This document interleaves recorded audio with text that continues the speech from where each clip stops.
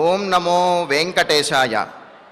ముక్తేర్మూలం మునివరహృదానందకందం ముకుందం కూటస్థాఖ్యం సకలవరదం సర్వచైతన్యరూపం నాదాతీతం కమలనిలయం నాదనాదాంతతత్వం నాదాతీతం ప్రకృతిరహితం రామచంద్రం భజేహం. అజ్ఞానాన్ని పారద్రోలి జ్ఞానాన్ని ప్రసాదించేటటువంటి సమస్త చైతన్య స్వరూపుడు, శాశ్వతమైనటువంటి మోక్షాన్ని ప్రసాదించు ముక్తి ప్రదాత, సత్వరజస్తమో గుణాతీతుడు, కళ్యాణ స్వరూపుడు అయినటువంటి శ్రీరామచంద్రునికి నమస్కరిస్తూ తదభిన్న స్వరూపుడైనటువంటి ఆ శ్రీనివాసుని యొక్క దయా విశేషం చేత సమస్త మానవాళికి ధర్మ తత్పరతను సకల కార్యసిద్ధిని చేకూర్చాలన్నటువంటి సంకల్పంతో తిరుమల తిరుపతి దేవస్థానం వారు నిర్వహిస్తున్నటువంటి శ్రీమద్ రామాయణం అయోధ్యాకాండ ప్రవచన పారాయణ కార్యక్రమంలో నేటికి మనం 217వ రోజులోకి ప్రవేశించాం. ఈ కార్యక్రమాన్ని ముందుగా శ్రీ గురు ధ్యానపూర్వకంగా సంకల్ప వాక్యాలను అందరము కలిసి పలుకుతూ ప్రారంభించుకుందాం. శ్రీ గురు ధ్యానం. గురుర్బ్రహ్మా గురుర్విష్ణు గురుర్దేవో మహేశ్వరః గురుః సాక్షాత్ పరం బ్రహ్మ తస్మై శ్రీ గురవే నమః. శ్రీనివాస ధ్యానం. శ్రీ వెంకటాద్రి నిలయః కమలాకాముకః పుమాన్ అభంగుర విభూతిర్నః తరంగయతు మంగళం. అథ సంకల్పః. శ్రీమదాదివరాహ క్షేత్రే విరాజమానస్య శ్రీ పద్మావతీ జానేః అఖిలాండకోటి బ్రహ్మాండ నాయకస్య శ్రీరామచంద్ర రూపాంతరస్య భగవతః శ్రీ వెంకటేశ్వర స్వామినః సన్నిధౌ హనుమత్ సీతా లక్ష్మణ భరత శత్రుఘ్న పరివార సమేత శ్రీరామచంద్ర పరబ్రహ్మణః పరిపూర్ణానుగ్రహేణ అస్మిన్ భువనే సమస్తాధివ్యాధీనాం నివారణార్థం భారతవర్షే విద్యా విత్త వాణిజ్య కృషి వైద్య వైజ్ఞానిక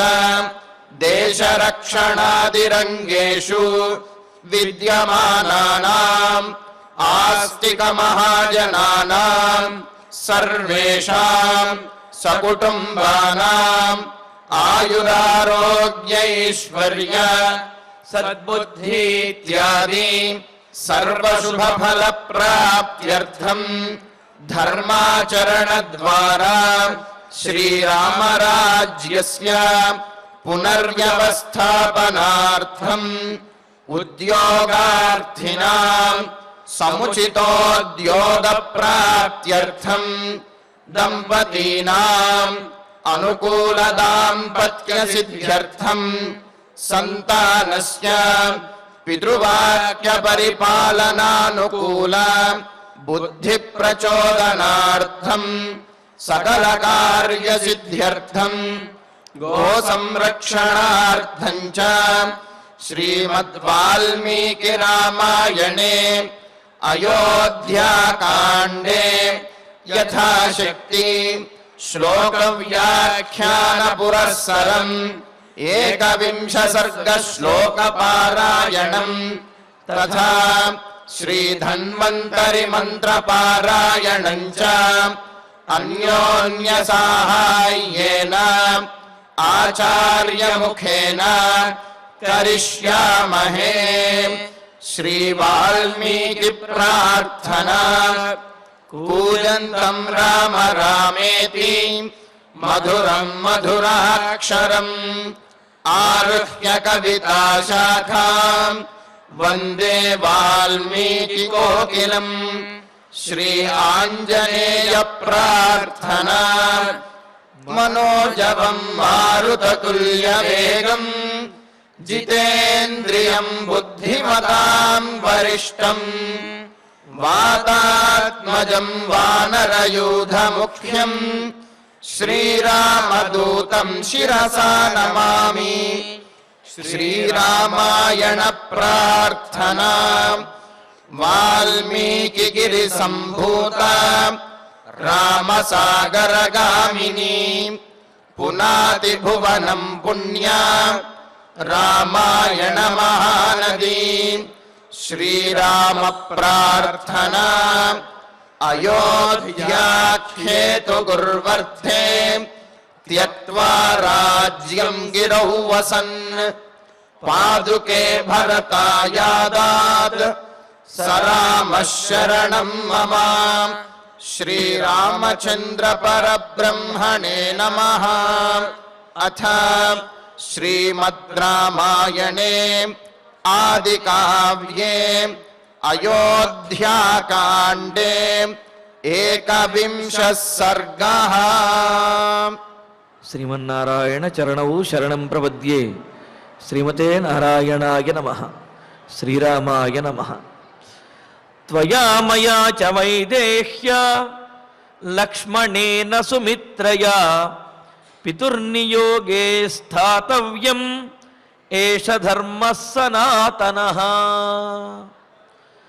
రామచంద్రమూర్తి కౌసల్యాదేవికి ఆమెను ఊరడిస్తూ ఎన్నో ఉదాహరణలను తెలియజేస్తూ ఎందరో తండ్రి మాట కోసం ఎన్నో పెద్ద పెద్ద ఘనకార్యములు చేశారమ్మా. ప్రాణములు నర్పించిన వాళ్ళు కొంతమంది, జీవితాలను నర్పించినటువంటి వాళ్ళు కొంతమంది, ఇలాగ ఎంతోమంది వారి వారి ప్రాణములను జీవితాలను అర్పించారు తండ్రి మాట కోసం. కానీ నేను అంత ఘనకార్యం ఏమీ చేయటం లేదు. మా తండ్రి గారు కూడా అంతటి పెద్ద కోరికను కోరలేదు, అంత పెద్ద ఆజ్ఞ ఏమీ ఇవ్వలేదు. ఒక 14 సంవత్సరముల పాటు వనవాసం చేసి రావటమే అని చెప్పి అంటూ మరి యయాతి మహారాజు గురించి కూడా తెలియజేశాడు. ఏ విధంగా అయితే యయాతి మహారాజు స్వర్గము నుండి కిందికి వచ్చి మరలా స్వర్గానికి వెళ్ళాడు, అదేవిధంగా నేను కూడా అయోధ్యానగరం నుంచి వనవాసానికి వెళ్ళి ఆ దీక్షను పూర్తి చేసి మరలా వచ్చేస్తానని చెప్పి ఆ తర్వాత శ్లోకంలో శోక సంధార్యతాం మాతః హృదయే సాధుమాసుచ వనవాసాది హైక్ష్యామి పునఃకృత్వా పితుర్వచః అని అంటూ కొంతకాలమే కాబట్టి శోకాన్ని నీవు ఆపుకోవాలమ్మా. అంటే కౌసల్యాదేవి ఎంతో శోకంతో తీరనటువంటి దుఃఖంతో బాధపడుతూ విడిచి ఉండలేను నాయనా, నువ్వు వెళ్ళిపోతే నాకు మరణమే శరణ్యము అని చెప్పి శరణము అని చెప్పి ఇలాగా అంటూ ఉంటే రామచంద్రమూర్తి నేను ప్రతిజ్ఞను పూర్తి చేసి వచ్చేస్తానమ్మా. అసలు శోకం అనేది ఎప్పుడు కలుగుతుంది? ఏదైనా తీరనటువంటి దుఃఖం మనకు తారసపడినప్పుడు శోకం అనేది కలుగుతుంది. అంటే ఇక జీవితంలో ఈ దుఃఖం అనేది మనకు తప్పదు, జీవితాంతము కూడా ఈ దుఃఖాన్ని అనుభవించవలసిందే అనే స్థితి వచ్చినప్పుడే శోకం అనేది ఆ విధంగా కలుగుతుంది. తీరనటువంటి శోకము అంటాం కదా. కానీ రాముడు చెబుతున్నాడు, అమ్మా ఈ విధంగా నేను వెళ్ళిపోవటము, ఇలా పుత్ర వియోగం అనే దుఃఖం ఏదైతే ఉందో అది నీకు తీరనటువంటిది కాదు. ఎందుకంటే 14 సంవత్సరముల తర్వాత మరలా నేను వచ్చేస్తాను. కావున తల్లి శోక హృదయే సాధు సంధార్యతాం, నీ హృదయంలో కలుగుతున్నటువంటి ఆ శోకం ఏదైతే ఉందో ఆ శోకాన్ని నిగ్రహించుకోవమ్మా, ఆ శోకాన్ని ఆపుకోవమ్మా. పైగా నువ్వు శోకించవలసిన అవసరం లేదు, మరలా నేను వచ్చేస్తాను కదా. మా శుచః, నువ్వు శోకించవద్దు. పితు వచః కృత్వా, తండ్రి గారి యొక్క మాటను విన్న తర్వాత విని అంటే ఆ వనవాసం చేసి వనవాసాత్ పునః యహయేష్యామి, వనవాసం తర్వాత మరలా ఇక్కడికే వచ్చేస్తాను కదమ్మా. అదేదో పుత్ర వియోగం అనేది తీరనటువంటి దుఃఖంలాగా అంటే ఇంకా మరలా నేను తిరిగి రాను అన్నట్లుగా అంతగా బాధపడతావెందుకు? కాబట్టి నీ మనసులో కలుగుతున్నటువంటి ఆ శోకాన్ని దయచేసి ఆపుకుని ఆ శోకాన్ని నిగ్రహించుకుని నాకు అనుమతి ఇవ్వవమ్మా అని చెప్పి అన్నాడు. అంటే మరి నేను ఇవ్వలేను నాయనా అని అంటుందేమోనని మరలా చెబుతున్నాడు. తండ్రి గారి ఆజ్ఞ కోసం రాముడిని అంటే నేను మాత్రమే తండ్రి గారి ఆజ్ఞను పాటించి వనవాసానికి వెళుతున్నాను అని అనుకుంటున్నావు. కానీ తండ్రి గారి ఆజ్ఞ పాటించవలసినటువంటి అవసరం నీకు కూడా ఉన్నదమ్మా. తండ్రి మాట కోసం రాముడొక్కడే ఏదో తాపత్రయపడుతున్నాడు తండ్రి మాట కోసం అని అనుకుంటారేమో. తండ్రి గారి మాట వినవలసినటువంటి బాధ్యత, రాజాజ్ఞను పాటించవలసినటువంటి బాధ్యత కేవలం నా ఒక్కడి మీదే కాదమ్మా, మీ మీద కూడా ఉన్నది అని చెబుతూ త్వయా మయాచ వైదేహ్య లక్ష్మణేన సుమిత్రయ పితుర్నియోగే స్థాతవ్యం ఏష ధర్మ సనాతన అని చెప్పి అన్నారు. ఇంటికి యజమాని ఎవరైతే ఉంటారో, గృహానికి యజమాని, ఆ యజమాని మాట వినడం అనేది ఆ కుటుంబంలో ఉన్నటువంటి వారందరి యొక్క బాధ్యత. అంటే ఏదో కొడుకుదొక్కడిదే బాధ్యతోనో, భార్యదొక్కడిదే బాధ్యతోనో, కోడలు మాత్రమే వినాలి అనో, మనవాళ్ళు మాత్రం వినాలని ఇలా ఒకరి మీద మాత్రమే కాదు, అందరికీ కూడా బాధ్యత ఉన్నది అనే విషయాన్ని ఇక్కడ రామచంద్రమూర్తి తెలియజేస్తున్నాడు. ఏమని? త్వయా తల్లి కౌసల్యామాత, నీ చేత కూడా, మయా నా చేత కూడా, వైదేహ్య కోడలైనటువంటి సీతాదేవి చేత కూడా, లక్ష్మణేన లక్ష్మణస్వామి చేత, తమ్ముడైనటువంటి లక్ష్మణుని చేత, సుమిత్రయాచ సుమిత్రాదేవి చేత కూడా, ఇంకా అంటే కైకేయితో కూడా అని కూడా చెప్పాలి. ఇలాగా వీరందరితో కూడా మనందరి చేత కూడా పితుహు నియోగే స్థాతవ్యం, తండ్రి గారి యొక్క అదుపు ఆజ్ఞలలో మనందరము కూడా ఉండాలి. మనందరి చేత కూడా వారి యొక్క ఆజ్ఞ పరిపాలించబడాలి. ఏదో కేవలం రామచంద్రమూర్తి తండ్రి మీద ఉన్నటువంటి అమితమైనటువంటి ప్రేమతో ఏదో ఏమీ తెలియకుండా అలా గుడ్డిగా పాటించేస్తున్నాడు అనుకుంటున్నారేమో. కాదు కాదు, ఇది పుత్రుడిగా, కేవలం పుత్రుడిగా నా బాధ్యతే కాదు, భార్యగా నీ బాధ్యత, పుత్రుడిగా లక్ష్మణుని యొక్క బాధ్యత, కోడలిగా మరి సీతాదేవి యొక్క బాధ్యత. అందరూ కూడా రాజాజ్ఞను, అందులో తండ్రి గారి యొక్క ఆజ్ఞను తప్పనిసరిగా పాటించి తీరవలసిందే. ఏష ధర్మ సనాతన, ఇదేదో ఇప్పుడు నేను కొత్తగా చెబుతున్నటువంటి ధర్మం కాదమ్మా, ఇది సనాతనంగా పూర్వకాలం నుంచి మన పూర్వీకులందరూ కూడా ఆచరించినటువంటిది, ఎప్పటి నుండి వస్తున్నటువంటి ధర్మమే. కావున ఆ ధర్మాన్ని నేను ఒక్కడినే కాదు, మీరందరూ కూడా పాలించాలి. మరి మీరు పాలించాలి అంటే నాకు వనానికి వెళ్ళడానికి నాకు అనుమతి ఇవ్వాలమ్మా అని చెప్పి రామచంద్రమూర్తి తాను చెప్పదలుచుకున్నటువంటి విషయాన్ని చాలా స్పష్టంగాను, అలాగే సూటిగాను, ధర్మబద్ధంగాను, యుక్తియుక్తంగాను, సమాధానపరిచే విధంగాను, ఇలాగా రాముని యొక్క మాటలు ఎవరి మనస్సుకి ఇబ్బంది కలగకుండాను, వారిని నొప్పించకుండా ఒప్పించే విధంగాను మాట్లాడడంలో ఆయనకు ఆయనే సాటి. అందుకనే ఏమంటున్నాడు, కేవలం నేను వినటం కాదమ్మా, మీరు కూడా తండ్రి గారి యొక్క మాటను వినాలి అని ఆ కౌసల్యాదేవికి దశరథుని యొక్క భార్యగా ఆమె పాటించవలసినటువంటి బాధ్యతను, ఆ దశరథుని యొక్క మాట వినవలసినటువంటి బాధ్యతను ఆమెకు గుర్తు చేస్తూ ఇంకా ఏమంటున్నాడు, అంబ సంహృత్య సంభారాన్ దుఃఖం హృది నిగృహ్య చ వనవాస కృతా బుద్ధి మమ ధర్మ్యానువర్తతాం. సరేనయ్యా, బాధ్యత ఉంది, తండ్రి ఆజ్ఞ పాటించాలి, రాజాజ్ఞ పాటించాలి అంటున్నావు, దానికోసం మమ్మల్ని ఏం చేయమంటావు అనుకుంటావేమో అమ్మా అని చెబుతూ, అంబా తల్లి సంభారాన్ సంహృత్య, మరి కౌసల్యాదేవి కూడా శ్రీరామ పట్టాభిషేకం కోసం తన అంతఃపురంలో కొన్ని సంభారములను సమకూర్చింది కదా.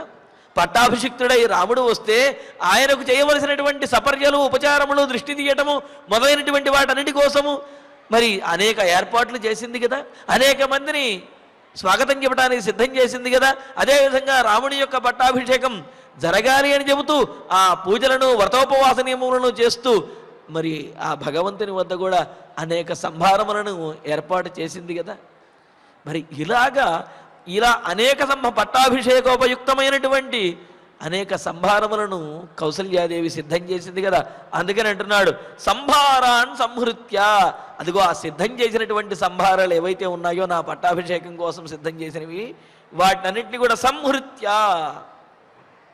వాటిని నిగ్రహించి పట్టుకుని వాటిని పక్కకు తొలగించేసి వాటిని విరమించి సర్ది పక్కన పెట్టేసి దుఃఖం హృది నిగృహ్య, నీ మనసులో ఏదైతే రాముడు వనవాసానికి వెళుతున్నాడో అనే దుఃఖం ఉన్నదో ఆ దుఃఖాన్ని నీ మనస్సులోనే హృది నిగృహ్య అణచుకొని, అంటే కొద్దిపాటి వియోగమైనప్పటికీ కూడా తల్లి ఆ వియోగాన్ని సహించలేదు, పుత్ర వియోగాన్ని.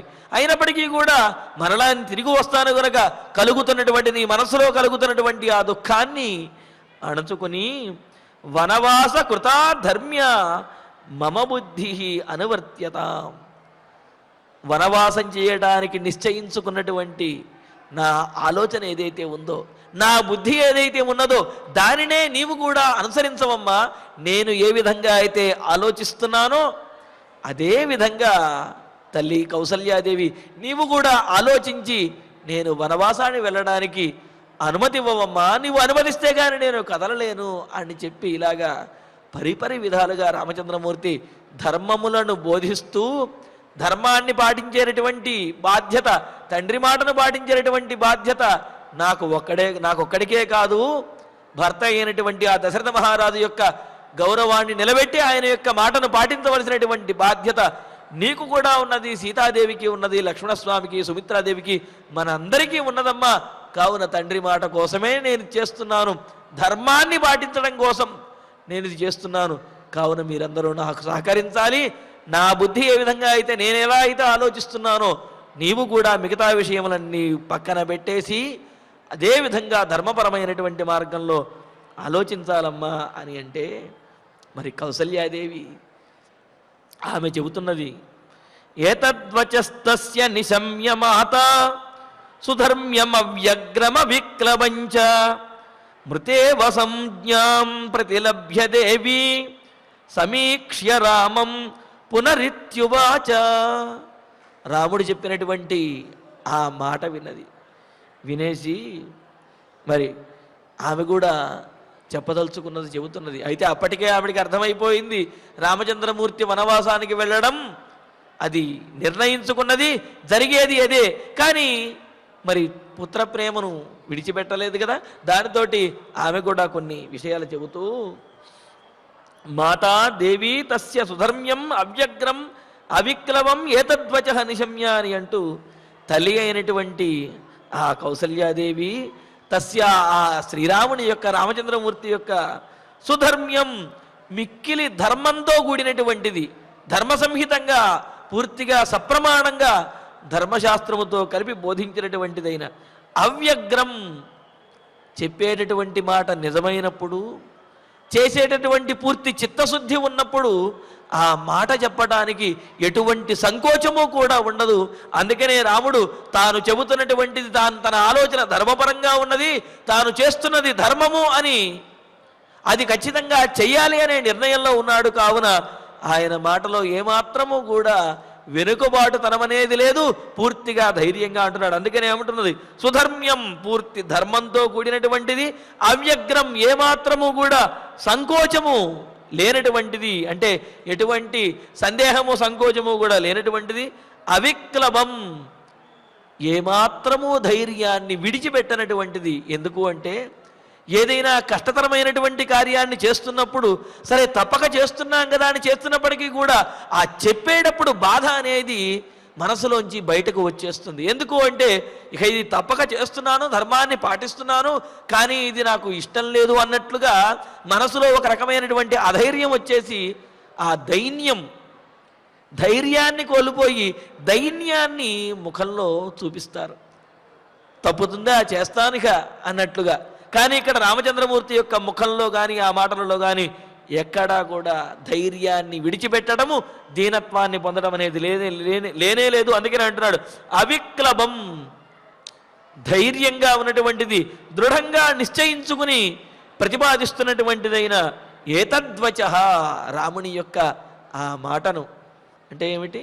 తండ్రి మాటను మనందరము పాటించాలి, ఆ ధర్మాన్ని ఆచరించడం కోసమే నేను వనవాసానికి వెళుతున్నాను, పైగా 14 సంవత్సరములలో తిరిగి వచ్చేస్తాను, 14 సంవత్సరములు పూర్తవగానే, కావున శోకించవద్దు అని చెప్పి చాలా ధైర్యంగాను, సూటిగాను, ధర్మబద్ధంగాను, దృఢంగాను ప్రతిపాదించినటువంటి ఆ రాముని యొక్క మాటలను విని మృతా ఇవ సంజ్ఞాం ప్రతిలభ్య, మృతా ఇవ సంజ్ఞాం ప్రతిలభ్య, మరణించినటువంటి వారు మరలా ప్రాణములను పొందినట్లుగా, పునరుజ్జీవితులైనట్లుగా, అంటే మరణించేటటువంటి అవసాన స్థితికి వెళ్ళిపోయినటువంటి వారు మరలా ఏదో ఒక మాట ద్వారానో ఒక ఔషధం ద్వారానో మరలా పునరుజ్జీవితులు అయినట్లుగా ఒక్కసారి ఆమె కొంత శక్తిని తెచ్చుకుని సంజ్ఞాం ప్రతిలభ్య, స్పృహను, తెలివిని, చేతనత్వాన్ని తెచ్చుకుని రామం సమీక్ష్య, రాముణ్ణి చూస్తూ, రాముడి వైపే చూస్తూ, ఏమిటి నా కుమారుడా ఇంత గొప్పగా మాట్లాడుతున్నాడు, ఇంత గొప్పగా మాట్లాడేటువంటి శక్తి, యుక్తి, ధైర్యము ఇన్నున్నాయా నా కుమారుడిలో? అంటే రాముని యొక్క గుణగణములన్నీ కూడా కౌసల్యాదేవికి తెలుసు, ఆయన గొప్పతనం తెలుసు. కానీ అవన్నీ కూడా ప్రత్యక్షంగా తన వద్దే ఆయన చూపిస్తూ ఉంటే, తన వద్దే ఆ రాముడిలో ఉన్నటువంటి ఆ సుగుణములు, అదేవిధంగా ఆ ధైర్యము, ఆ తెగువ, సూటిగా మాట్లాడటము, ఇవన్నీ కూడా తన కుమారుడు, తన ఒడిలో పెరిగినటువంటి కుమారుడు ఇంత ధర్మబద్ధంగా, ఇంత ధైర్యంగా మాట్లాడుతూ ఉంటే మరి ఆమెలో కూడా కొంత చైతన్యం అనేది వస్తూ ఉన్నది. మరి ఆయన అలాగే చూస్తూ ఉండిపోయి, ఎందుకు అంటే ఏంటి నా బాలరాముడా ఇంత గొప్పగా మాట్లాడుతున్నాడు పెద్దవాడైపోయి అని చెప్పి ఆ విధంగా రామం సమీక్ష్య, రాముణ్ణి తేరిపారా పూర్తిగా అలా చూస్తూ పునః ఇతి ఉవాచ, మరలా ఈ విధంగా చెబుతూ ఉన్నది. అయితే ఆమె మనస్సులో ఆయన రామచంద్రమూర్తి చెప్పినటువంటి మాటలకి, రాముని యొక్క నిర్ణయానికి అనుకూలమైనటువంటి బుద్ధి కలుగుతూ ఉన్నది. కానీ రాముణ్ణి ఆ విధంగా కొంతసేపు చూసేటప్పటికీ మరి ఆ దివ్యమంగళమూర్తిని ఎవరు విడవగలుగుతారు? గిరోధవా శ్రేయసి కేన తృప్యతే అని అంటూ ఉంటారు. అందుకనే మనం ఆకారతత్వమశ్రాంతం ఆత్మనాం అనుపశ్యతాం అతృప్త్యమృత రూపాయ వెంకటేశాయ మంగళం అని చెప్పినట్లుగా ఎన్నిసార్లు చూసినా, ఎంతసేపు చూసినా ఇంకా చూడాలి అని తనివి తీరనటువంటి, ఆ విధంగా ఇంకా చూడాలి అనే ఉత్సాహాన్ని పెంచేది, ఒక క్షణమైనా సరే విడిచి ఉండలేనటువంటిది కదా మరి భగవంతుని యొక్క సాన్నిధ్యం. అందుకనే ఈమె కూడా ఆయన యొక్క మాట వినాలి అనే భావన మనసులో కలుగుతున్నప్పటికీ కూడా అలా ఆయన ఆశ్చర్యంగా ఆనందంతో ఆయన్ని చూస్తూ ఉంటే నోటితోటి వెళ్ళిరా నాయన అనడానికి మాత్రము ఆ నోరు రావటం లేదు, ఆ మాట చెప్పటానికి సంకోచిస్తూ ఉన్నది. సంకోచిస్తూ చివరిగా ఇంకొక మాట అంటున్నది, యథైవతే పుత్ర పితా తథాహం గురుస్వధర్మేణ సుహృత్తయా చ నత్వానుజానామి నమాం విహాయ సుదుఃఖితామర్హసి గంతుమేవం. కౌసల్యాదేవి అంటుంది, నా మాట కూడా ఆలకించాలి కదా నాయన, నీవు చెప్పింది వాస్తవం, తండ్రి గారి మాట మనందరము కూడా వినాలి, మరి తల్లి మాటను కూడా నీవు వినాలి కదా. ఈ మాటకు రామచంద్రమూర్తి ముందే సమాధానం చెప్పేశాడు, నేను తండ్రి మాట వింటాను, తల్లి మాట వింటాను, అయితే ముందు చెప్పింది తండ్రి గారు కావున తండ్రి మాటను ముందు పాటించి ఆ తరువాత నీ మాటను కూడా పాటిస్తానమ్మా అని అంటూ మరి రామచంద్రమూర్తి ముందు తండ్రి గారి మాట కోసం అడవులకు వెళ్ళి ఆ తర్వాత వచ్చి నీ మాట కోసం ఈ రాజ్యంలో నిన్ను సేవిస్తాను అని చెప్పాడు కదా. అయినప్పటికీ కూడా మరి ఆ రాముణ్ణి ఆ విధంగా చూచేటప్పటికీ ఇంత గొప్పవాడైనటువంటి రాముణ్ణి నేను విడువగలనా అని మరలా ఒక్కసారి మనసులో అనిపిస్తుంది కదా. అనిపించి అంటున్నది, పుత్ర రామచంద్ర కుమార స్వధర్మేణ సుహృత్తయాచ, స్వధర్మం చేత అలాగే సుహృత్తయా నీ మీద ఉన్నటువంటి స్నేహం చేత కూడా నీకు అంటే స్వధర్మము నీవు పాటించవలసినటువంటి ధర్మాన్ని ఆలోచించిన, నీకు మా అందరి యందు ఉన్నటువంటి స్నేహము ఏదైతే ఉన్నదో ఆ ఆత్మీయత దానిని ఆలోచించిన, తే పితా యథైవ నీకు తండ్రి గారు ఎలాగో తథా అహం అపి గురుహు ఏవా నేను కూడా గౌరవించదగినటువంటి దానినే. తండ్రి గారి మాట అని మాటకి ఆ తండ్రి మాట గురించే చెబుతావేంటయ్యా? నీకు తండ్రి ఏ విధంగా గౌరవనీయుడో, గౌరవించదగినటువంటి వాడో, పూజనీయుడో, అలా నేను కూడా నీకు పూజనీయురాలినే అని అన్నాడు. మరి తండ్రిని గురువు అని ఎందుకు అన్నారు అంటే, ఇంతకుముందు కూడా అనుకున్నాం, గురుర్నిషేకాది కరే పిత్రాదవు సురమంత్రిని అని చెప్పి కోశల్లో చెబుతారు. గురు శబ్దానికి నిషేకాది కర్మలను చేసేవారు. అదేవిధంగా తండ్రి యందు అలాగే చక్కటి సలహా ఇచ్చేటటువంటి వారు, బ్రహ్మోపదేశం చేసినటువంటి వారు, వీరి యందు గురువు అనే శబ్దం ప్రయోగించబడుతూ ఉన్నదని. కావున మరి తండ్రి గురువు అవుతాడు. అలాగా మరి తండ్రి ఏ విధంగా గురువు అంటే ఏమిటి, గౌరవించదగినటువంటి వాడు, నేను కూడా అంటే ఏమిటి, కౌసల్యాదేవి కూడా మరి కొన్ని విద్యాబుద్ధులను, కొన్ని ప్రవర్తనను రామచంద్రమూర్తికి నేర్పింటుంది కదా. అందుకని తల్లి కూడా గురువే అని చెబుతూ, గురువు అంటే గౌరవనీయురాలే, తండ్రిలాగా తల్లి కూడా గౌరవనీయురాలేనయ్యా అని అంటూ, నా అనుజానామి, నిన్ను వెళ్ళమని నేను చెప్పలేను, వెళ్ళమని నీకు ఆజ్ఞ నేను నా నోటితో నేను ఇవ్వలేనయ్యా అని అంటూ, సుదుఃఖితాం మాం విహాయ గంతుం నార్హసి, ఇలాగ బాధపడుతూ ఎంతో దుఃఖంలో ఉన్నటువంటి నన్ను విడిచి వెళ్ళటం నీకు న్యాయం కాదయ్యా అని చెప్పి అంటున్నది. అంటే ఏమిటి, రాముడి మాటలు ధర్మపరమైనటువంటివి, ధైర్యంతో కూడినవి, దృఢంగా నిశ్చయించుకున్నటువంటివి, సూటి అయినటువంటివి అనే విషయం ఆమెకు కూడా అర్థమవుతున్నది. కానీ తన నోటితోటి తాను నువ్వు వెళ్ళిరా అనే మాట చెప్పలేకపోతున్నది. అందుకనే ఏమంటున్నది, తండ్రిలాగా నేను కూడా నీకు గౌరవనీయురాలనయ్యా, కావున నేను మాత్రం నువ్వు వెళ్ళిరా అని చెప్పి నా నోటితోటి నేను చెప్పలేను. నీ మీద ఇంత ఆత్మీయతతోటి, నీ మీదే ప్రాణం పెట్టుకుని ఉన్నటువంటి నన్ను విడిచి వెళ్ళడం అనేది కుదరదు నాయన, విడిచి వెళ్ళవద్దయ్యా అని చెప్పి మరొక్కసారి ఆమె అడుగుతూ ఉన్నది. ఇంతకుముందు అనుజ్ఞగా ఆజ్ఞగా చెప్పింది, ఇప్పుడేమో అడుగుతున్నది, నువ్వు వెళ్ళొద్దయ్యా, నీకు నేను అనుమతించలేను అని చెప్పి అంటున్నదనమాట.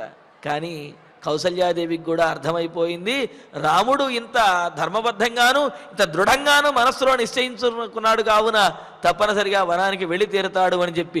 అయితే తన నోటితోటి మాత్రము ఆ మాట చెప్పలేక, నువ్వు నన్ను విడిచి వెళ్ళొద్దు రామచంద్ర, నీకు అనుమతి నేను ఇవ్వలేనయ్యా, తండ్రిని గౌరవించినట్టుగా నన్ను కూడా చూసుకోవయ్యా అని చెప్పి అంటున్నది. పైగా ఏమంటుంది, మాం విహాయ గంతం నా అర్హసి.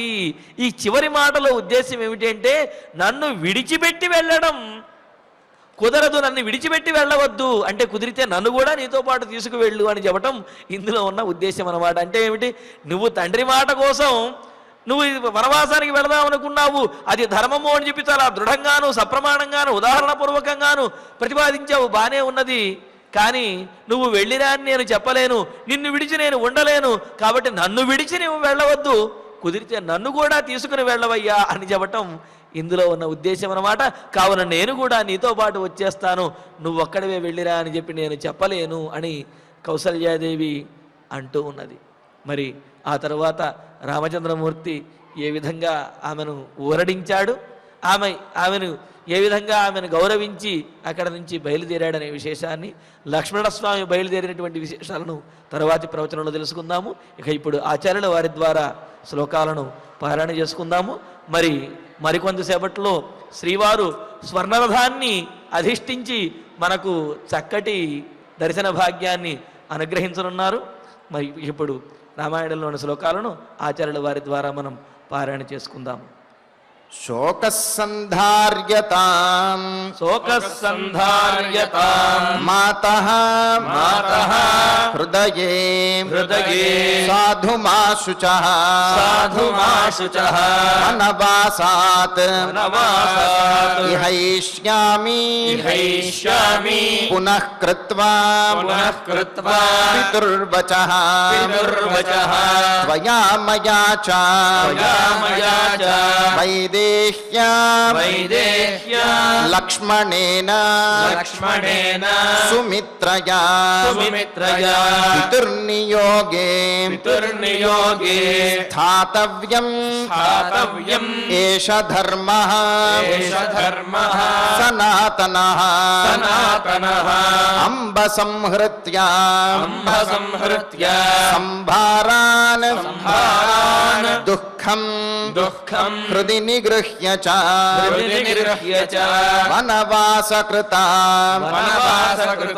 బుద్ధిః మమ ధర్మ్యా అనువర్త్యత ఏతద్వచస్తస్య నిశమ్య మాతా సుధర్మ్యమవ్యగ్రం అవిక్లబంచ మృతే వసంజ్ఞాం ప్రతిలభ్య దేవీ సమీక్ష్య రామం పునరిత్యువాచ యథైవ తే పుత్ర పితా తథాహం గురుస్వధర్మేణ సుహృత్తయా చ నత్వానుజానామి నమాం విహాయ సుదుఃఖితామర్హసి గంతుమేవం ఇత్యార్షే శ్రీమద్ రామాయణే